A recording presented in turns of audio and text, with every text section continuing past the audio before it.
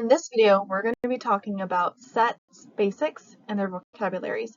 You'll notice that there are 3 sections for this set of slides. However, we're just taking some minimalistic things from sections 1, 2, and 1, 3, and more of that will be covered in future videos.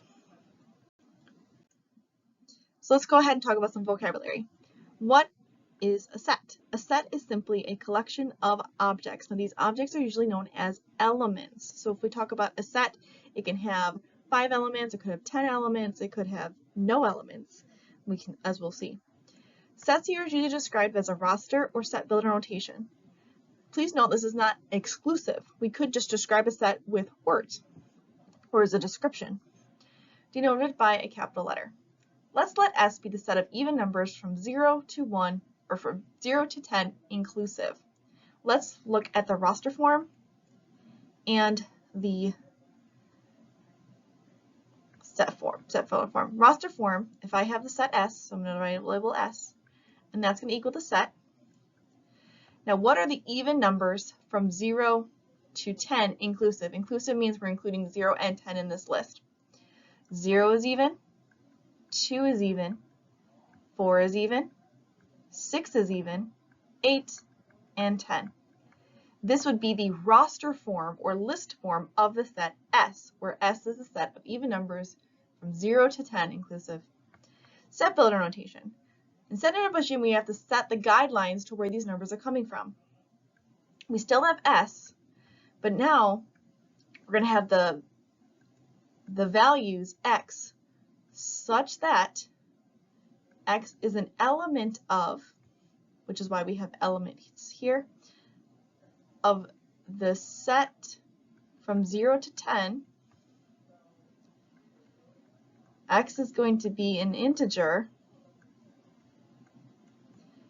and 2 divides X. Don't be too confused if you see a lot of math language here that's a lot going on. We'll explain more about this when we get to more in class. But essentially, set builder notation, you set the guidelines of what your elements are.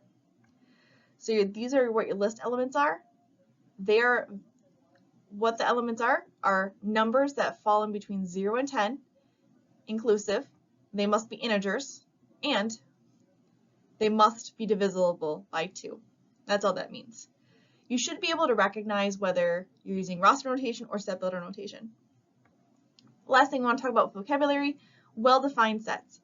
Sets whose elements are established by an objective definition. Usually if you think about a set definition without subjective content, it's going to be well-defined. Like the students enrolled in Math Concepts. There's a set students that are enrolled in Math Concepts at any given time. However, if we talk about the top 5 exterior colors for houses, that of course changes with trends over time. And what I think is the top 5 colors for houses, you might not think those are contenders. Let's talk about some specific sets. The empty set is probably one of the ones you'll see the most. A set that has no elements, signified by a 0 with a slash or just 2 empty brackets. I want to point out that the set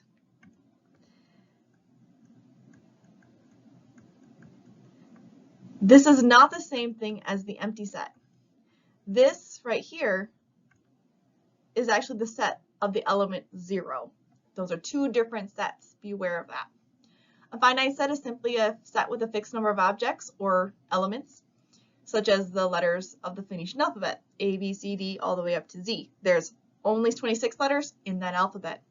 An infinite set, however, is a set with unlimited numbers. This might be the set of integers, the set of natural numbers. Any set of numbers that are not truncated is considered an infinite set.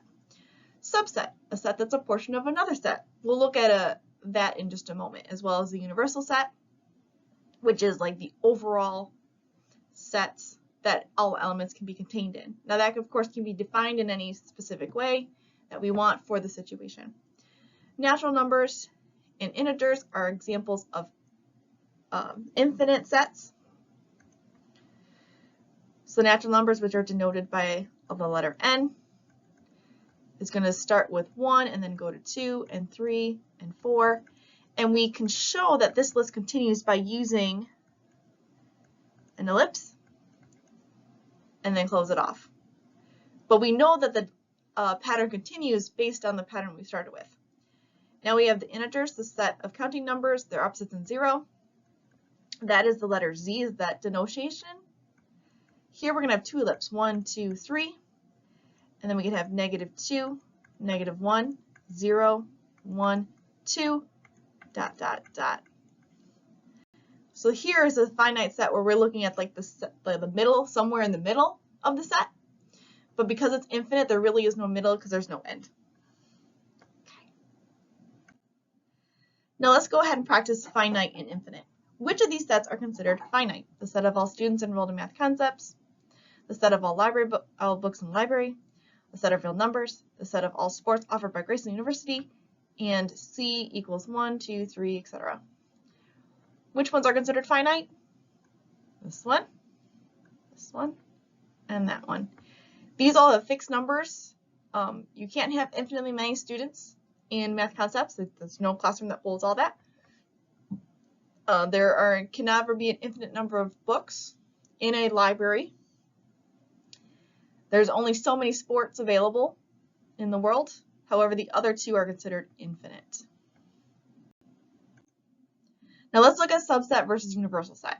Here are some scenarios. We're going to let U be the set of all students currently attending Graceland. This is going to be the universal set. So over to the side, I'm going to go ahead and draw a box. This box is going to represent the universal set. So if you are a student at Graceland, you will fall into this box. Is this the only set you're part of? Not necessarily. Let's let S be the set. Let's do purple. Let's let S be the set of Graceland students who are involved in a sport.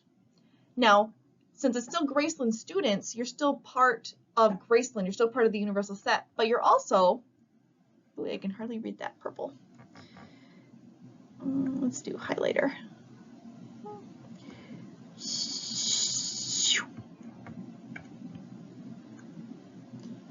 Ooh, that doesn't want to work either. Pen. There.